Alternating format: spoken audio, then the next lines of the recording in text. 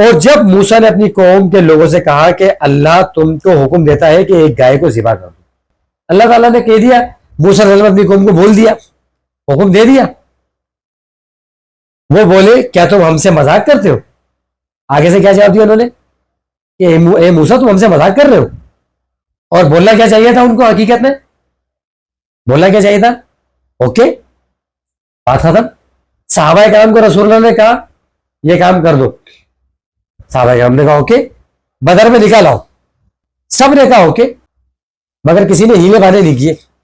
اللہ کے نبی نے کہا کہ بدر میں نکلنا ہے، جنگ کرنی ہے، تو سب نے کیا کرا؟ لبیک یا رسول اللہ، آ گئے، چل پڑے. ہوا نا ایسی؟ اللہ کے نبی نے کہا ہجرت کرنی ہے، صحابہ کرام نے کیا کیا؟ اوکے. کسی نے یہ بولا کہ میرا مال، میرا گھر، میرے بچے کیسے کریں گے ہم؟ کہا اوکے، نکل گئے. ایسے ہی ہے نا، یہ ہوتا ہے حکم کو ماننے والے.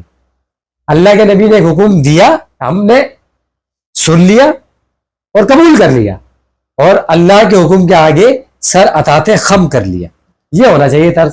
لیکن وہ تھے بدبخت، انہوں نے کہا نہیں بھائی. بولا کیا تم ہم سے مذاق کر رہے ہو؟ کہا کہ میں اللہ کی پناہ مانگتا ہوں کہ نادان بنوں. انہوں نے کہا بھائی میں اللہ کی پناہ میں آتا ہوں کہ ایسی کوئی نادانی کی بات کروں. اللہ کا ایک حکم ہے تمہیں دے دیا، کرو. انہوں نے کہا کہ اپنے رب سے درخواست کیجیے کہ ہمیں بتایا کہ وہ گائے کس طرح کا ہو. اللہ نے فرمایا کہ نہ بوڑھا نہ جوان، تو جیسا کہا جا رہا ہے ویسے کر دو. اللہ نے کہہ دیا ختم بات. اب وہ کہہ رہے نہیں بھائی ابھی بھی بات سمجھ میں نہیں آئی. بولا بھائی انہوں نے کہا اچھا اپنے رب سے پھر درخواست کیجیے، ہمیں بتایا کہ اس کا رنگ کیسا ہو. کہا کہ اس کا رنگ گہرا زرد ہو، دیکھنے والے کو دل خوش کر دے. اللہ نے حکم دیا ایک گائے ذبح کرو، بات ہو گئی تھی ختم.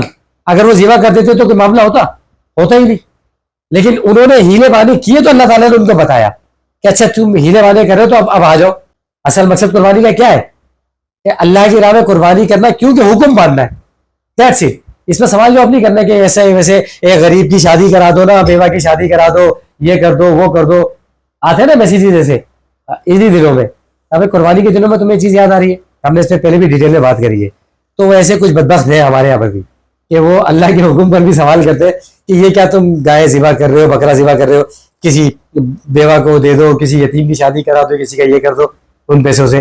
یعنی اللہ کو نہیں پتا کہ اور کام بھی کرنے کہ نہیں کرنے. تم اللہ کو سمجھانے آ گئے، بڑے ٹھیکیدار بنتے ہو کہ اللہ کو سمجھا رہے ہو کہ اللہ کو نہیں معلوم کہ قربانی کرنے کے پیسوں سے کسی کی بیوہ کے اور اس کی شادی کے بھی معاملات کیے جا سکتے. تو اللہ کو جب سب پتا ہے اور اللہ نے اس کے رستے پہلے سے بتائے ہوئے، متعین کیے ہوئے، تو جو حکم دیا وہ کرو نا. تو ایسے بدبخت آج ہمارے یہاں بھی ہیں جو اس طرح کے سوالات کرتے ہیں. آج یہ حج کرنے کیوں جا رہے ہو، یہ حج پہ 10-11 لاکھ روپے خرچ کر رہے ہو، یہ کسی کے شادی کرا دو، کسی کا گھر بنوا دو، کسی کا یہ کر دو. ایسا ہمارے یہاں بولتے ہیں نا. تو وہ ایسے بدبخت ہیں. تو ایسے بدبخت ہمارے یہاں پر بھی ہے. تو ایسے بدبختوں کے لیے اللہ نے یہ آیتیں پیش کی ہے کہ بدبختوں انسان کے بچے بن جاؤ، نیک بخت بن جاؤ. اللہ کے احکامات، اللہ کے دیے ہوئے حکم پر سوال مت کرو. جو حکم دیا جا رہا ہے وہ کر گزرو. یہ مت بولو کہ حج پہ مت جاؤ، اس کے پیسے یہاں لگا دو، قربانی مت کرو، اس کے پیسے یہاں لگا دو. بھائی اللہ کو پتا ہے کہ کیا چیز کدھر ہے، اور اللہ نے سارے حکم دے رکھے ہیں قرآن میں. تو ان حکم کے اوپر آپ عمل کرو. ہمیں جو حکم دیا جائے گا ہم اس پر عمل کریں گے. اللہ نے کہا ہے نماز پڑھو، ہمارے نبی نے نماز پڑھ کے دکھا دی، تو ہمیں کیا کرنا ہے؟ اب نماز پڑھنی ہے. اب ہیلے بہانے نہیں کرنے، سوال جواب نہیں کرنے کہ نماز تو فلانا چیز کا نام ہے، نماز تو نظام ہے. او بھائی حکم دیا پڑھ لو، بس ختم بات. اللہ کے حکم پر سوال نہیں بنتا ہے، بس اطاعت خم کر لو تو تم اللہ کے اطاعت گزار ہو جاؤ گے.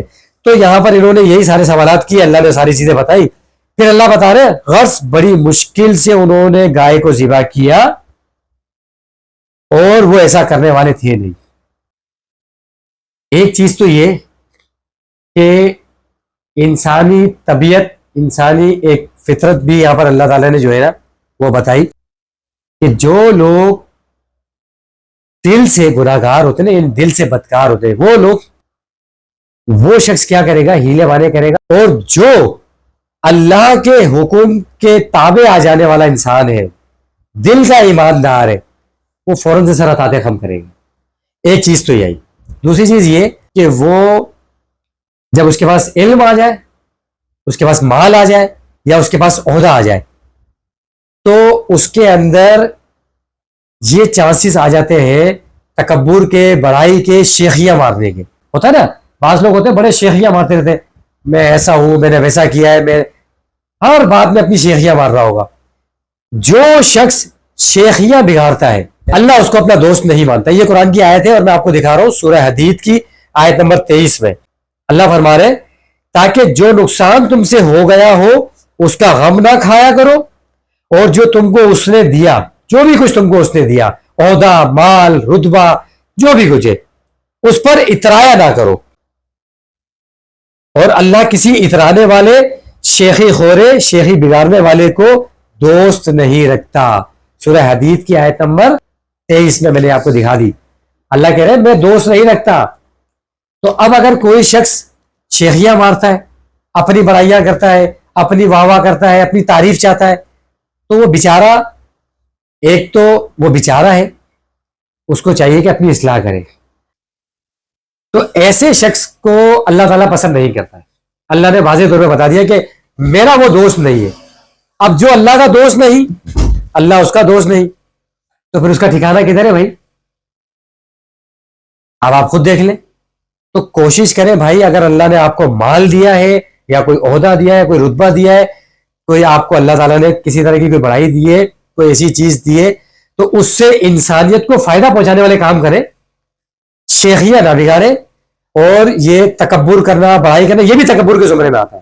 اپنی تعریفیں کرنا، اپنا آپ کو نمایاں کرنا، میں تو ایسا ہے، میں نے ایسا کیا، میں نے ویسا کیا ہے، یہ اللہ کو بالکل پسند نہیں ہے. ہاں کسی کو موٹیویٹ کرنے کے لیے کچھ بتانا وہ ایک الگ بات ہے.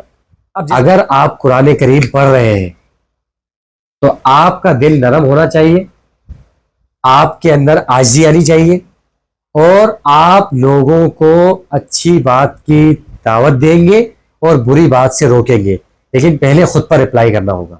اگر میری اپنی ذات کے اوپر میں اپلائی نہیں کر رہا ہوں تو میری باتوں سے آپ، ہو سکتا ہے آپ کو فائدہ ہو جائے، لیکن میرے کو فائدہ نہیں ہوگا. اور ایک بات جو میں آپ کو بتانا چاہتا ہوں وہ یہ کہ ہمیں اکثر نقصان ہو جاتا ہے نا بھائی. نبی سے بڑھ کر کوئی ہے؟ کوئی بھی نہیں نا. اللہ کا براہ راست نمائندہ اتنی تکلیف میں رہے، اتنی تکلیف میں رہے، اتنی تکلیف میں رہے، اتنا عرصہ رہے، اتنی بیماری. حضرت ایوب علیہ السلام، اور کوئی ہے نا ذکر؟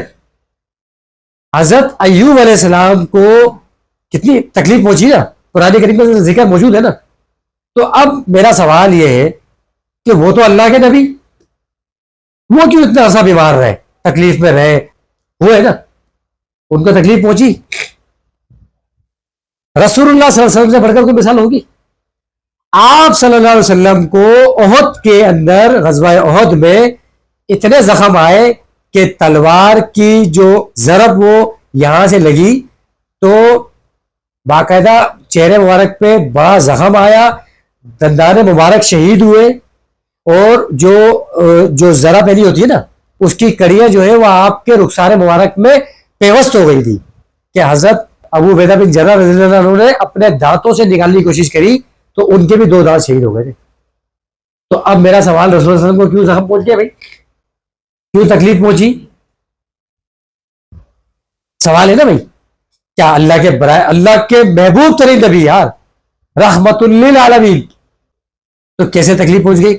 کیوں پہنچ گئی بھائی؟